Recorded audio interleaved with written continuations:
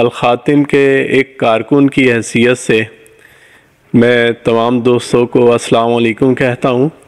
आज मैं आया हूँ अल-ख़ातिम बाज़ार में, जो कि यतीमों, मस्कीनों और बेवाओं के लिए माशाल्लाह फैसल भाई ने बहुत इंतज़ाम किए हैं।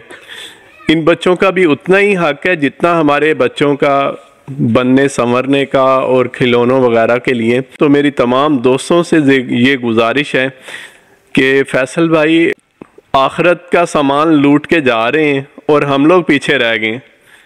तो तमाम दोस्त इसमें हिस्सा लें और फैसल भाई के शाना बशाना साथ चलें, ताकि ज़्यादा से ज़्यादा लोगों तक, ज़्यादा से ज़्यादा बच्चों तक ये हम खाने पीने का सामान और राशन का सामान और ये जूते कपड़े वगैरह पहुंचा सकें। उन लोगों का, उन बच्चों का, गरीबों का हमारे आमदन पे उतना ही हक़ है।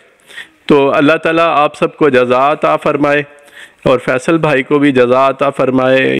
ये हमेशा इसी तरह आपके ताउन से अपने लोगों की खिदमत करते रहें। वस्सलाम।